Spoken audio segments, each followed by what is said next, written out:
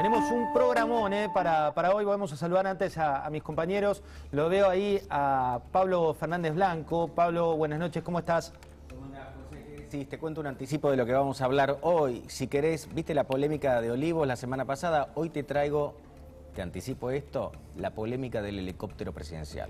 Helicóptero presidencial. Paz Rodríguez Niel, buenas noches, ¿cómo estás? Buenas noches, José, ¿cómo estás? Como si tuviéramos poco con la pandemia, con la crisis económica, con las internas exacerbadas por la inminencia de las elecciones, Alberto Fernández abrió un nuevo frente. ¿De qué va la cosa? Ahora quiere limitar, o por lo menos debatir, si hay que limitar el mandato de los jueces, justo ahora. Justo ahora, ¿eh? Y algo que bueno, después nos vas a contar la cocina de esto. Alfredo Sáenz, buenas noches, ¿cómo estás?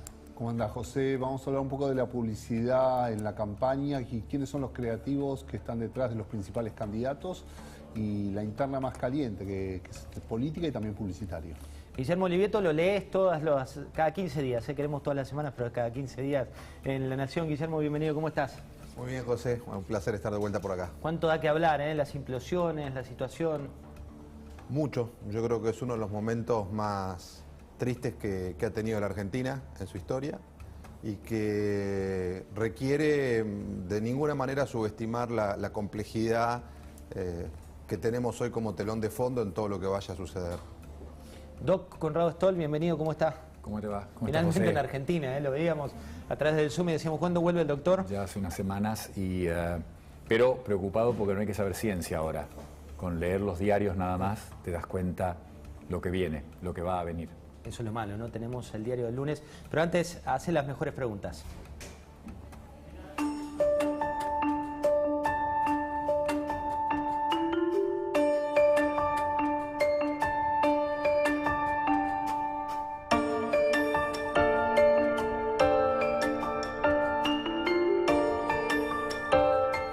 Y hace mucho que no hablamos con él y nos damos lujos en Mesa Chica. Disfrutamos estar con ustedes, con mis compañeros y sobre todo poder reflexionar sobre lo que pasa en la Argentina. Santiago Kovadlov, buenas noches, ¿cómo estás? Pero ¿cómo te va, José? Buenas noches. Qué hermosa gente te acompaña. Una fiesta para el pensamiento. Quiero decirte que lo que has evidenciado en estos pocos minutos iniciales de tu programa nos lleva a hacernos algunas preguntas de fondo. Por ejemplo, ¿puede ganar más descrédito el oficialismo en la sociedad argentina después de haber advertido todo lo que hace contra la verdad, contra la palabra, contra lo que puede hacer el cuidado de la sociedad? No. ¿Dónde puede hablar tranquilo el oficialismo? En sus propias fuerzas, hacia adentro de sí misma. Allí la credibilidad está garantizada por la intransigencia de una opinión absolutamente inflexible, que es el apoyo que merece la vicepresidenta de la Nación y que también de alguna manera le garantiza al presidente, respaldado en esa figura, la posibilidad de que su palabra, desacreditada en buena parte de la sociedad, hacia adentro de sus propias fuerzas, no goce de descrédito alguno, ni mayormente de credibilidad tampoco, pero sí de estabilidad. ¿A dónde importa el efecto de la palabra como factor de descrédito comprometedor hacia las propias fuerzas? En la oposición. Porque la sociedad que apoya a las fuerzas opositoras es de fuerte sensibilidad republicana, con un grado muy alto de propensión a brindarle a la Constitución un valor de orientación ético decisivo. Y allí, cuando la oposición se pierde en privilegiar ante la sociedad sus disputas internas, esas luchas que tienen sentido en el campo político, pero no lo tienen en el campo de la difusión pública, en torno a quién es quién y quién dijo la verdad y quién no la dijo. Cuando uno advierte el éxito extraordinario de la mediocridad sobre lo que importa pensar, que es qué programas políticos alternativos va a generar la oposición, como para que la sociedad se sepa escuchada no solo en su demanda de presente, sino en su demanda de porvenir. Entonces, cuando la palabra de la oposición pierde credibilidad por ese apego miserable a la disputa interna del yo contra el yo, ahí debemos inquietarnos, porque la democracia empieza a peligrar también cuando el oficialismo no reconoce, cuando la oposición no reconoce cuáles son sus prioridades. Santiago, ¿ahí qué crees que está pasando? Digo, uno ve esa batalla de egos en un contexto en el cual decís, bueno, la economía está destruida, después nos va a contar Guillermo Oliveto, la realidad de la pobreza es tremenda, la gestión de la educación es realmente con un impacto que no tiene casi precedentes en la historia argentina, y sin embargo vemos que se pelea la oposición, instalan y se ubica como el tema de discusión el ego de cara a 2023. Digamos que hay matices, Uno le escucha a María Eugenia Vidal, a Patricia Bullrich o a Ricardo López Murphy. Son personas que tienden a sobreponerse, me parece a mí, a esa primacía del yo mismo o nadie como yo, en función de la necesidad de plantear un programa de actividades, un programa de desarrollo, un programa de alternativas políticas. Esto es reciente, pero empieza a ocurrir por suerte. Ahora, el problema es que sea predominante y no reciente. ¿Cómo se puede hablar en medio del sufrimiento, en medio de la devastación que acabas de enunciar? ¿Cómo se puede decir yo quiero ser presidente? Yo me acuerdo que cuando era niño yo quería ser bombero. Tenía 9 años. Y yo decía, yo quiero ser bombero. Pero en ese momento nadie me puede decir a mí que quiere ser presidente, si tiene sensibilidad social, si tiene un sentido de responsabilidad política. La palabra dominante debe estar dirigida hacia las urgencias de una sociedad que no está pidiendo un presidente, está pidiendo que su sufrimiento sea inspirador de un programa de desarrollo político, de dignidad democrática, de apego a la Constitución Nacional. ¿Cómo se puede ser tan insensibles? ¿Cómo se puede estar tan en manos de la mediocridad? No, allí es donde está la demanda y el desafío primordial de la oposición. Santiago, le voy a preguntar a Guillermo, porque justamente eso es lo que estás midiendo, Guillermo, que es la sensación de los consumidores, esta realidad y lo que estamos atravesando. ¿Y qué te da como diagnóstico? Bueno, tiendo a coincidir con Santiago, ¿no? La gente hoy tiene una mirada muy corta o casi negada sobre el futuro, mira el día a día o mira la semana, está inmersa en una crisis que yo digo que no se parece a ninguna que hayamos tenido, que es multidimensional, donde se combina lo económico, lo social, lo político con lo sanitario, que bueno, lo han analizado aquí profusamente, ¿no? Y el impacto de lo sanitario sobre lo emocional, que es ahí donde yo hablo de cuando todos esperan una explosión, en realidad lo que está viendo en la Argentina es una implosión silenciosa, como todo lo que ocurre con esta enfermedad, e intramuros, es decir, hacia los hogares, hacia adentro, conflictos, violencia, retrasos madurativos, chicos que pierden conocimiento, epidemia de divorcios, tensiones por todos lados. Bueno, esa es la realidad que hoy tiene la gente verdaderamente muy callada. Esto yo digo que es como... Eso es verdad, hay como una situación de sociedad calmada, por llamarlo de alguna manera. Sí, yo creo que alguien me preguntaba el otro día, ¿por qué la gente no sale? Porque no tiene ni fuerza para eso. Ahora, eso no quiere decir que no tenga el sentimiento. Entonces, es como cuando un chico está en un cuarto y vos decís, che, no se escucha, y fuiste a pintar la pared. La pregunta es, ¿qué pared van a pintar? ¿Dónde va a aparecer ese dibujo? ¿No? Bueno, yo creo que eso hoy es totalmente improyectable, José. ¿Cómo va a terminar canalizando esta sociedad el dolor por el que viene a atravesar y está atravesando? Porque esto no terminó de ninguna manera, ¿no? Conrado, hablando de ese dolor, tenés un dolor que tiene que ver con el duelo, este duelo de gente que perdió muchos familiares, y tenés también la otra cuestión de fondo que es lo anímico que plantean tanto Santiago como Guillermo. ¿Cómo ves lo que viene?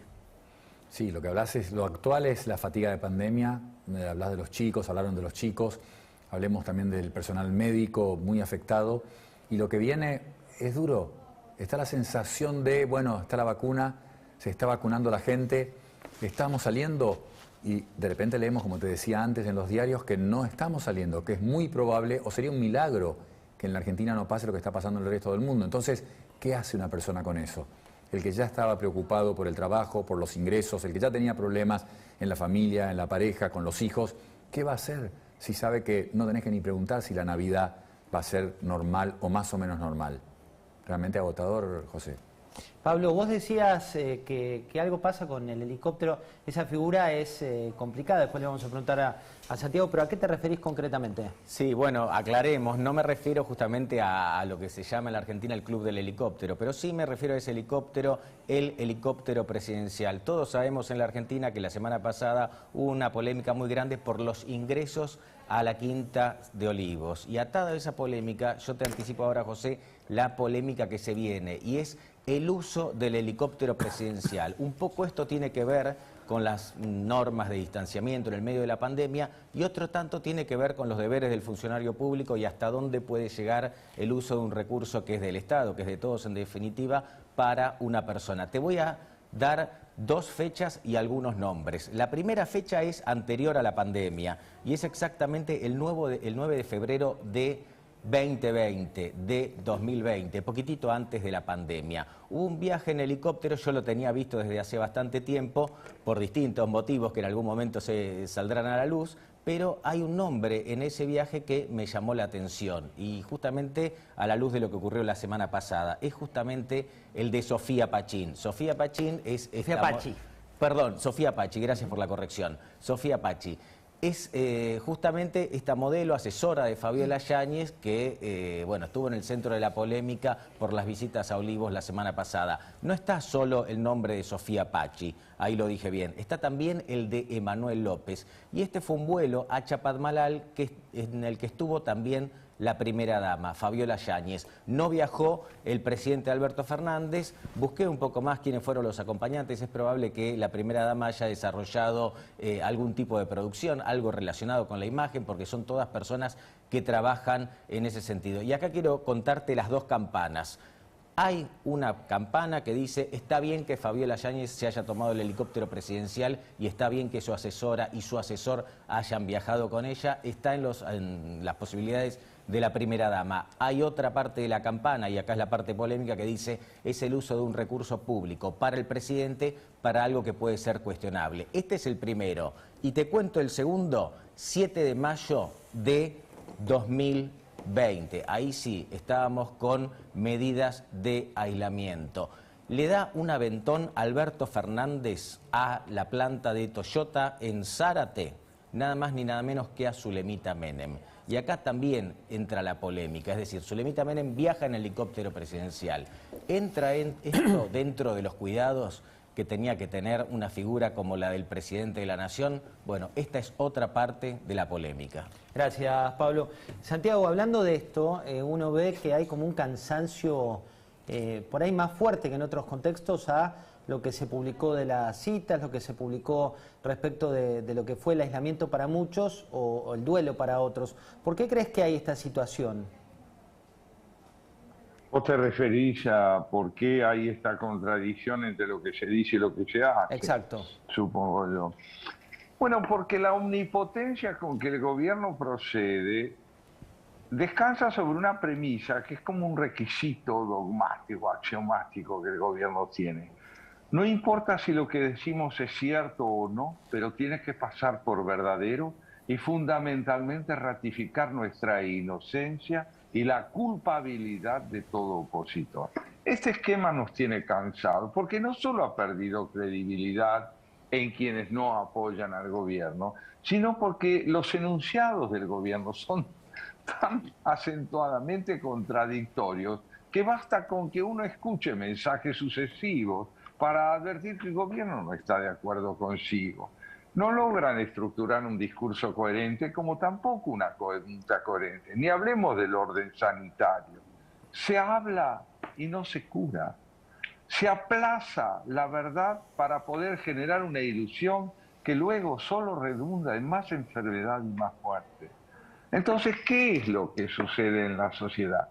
Cuando una sociedad no alcanza a sentirse representada por sus autoridades, cuando las investiduras fundamentales de la nación solo se representan a sí mismas, a intereses propios, que no son los de la nación, Básicamente el desamparo y la orfandad social se ven agravados porque el tema de la salud, al verse descuidado, el tema de la economía, al verse menoscabado como preocupación, el tema de la educación, al verse subestimado, ¿qué evidencian?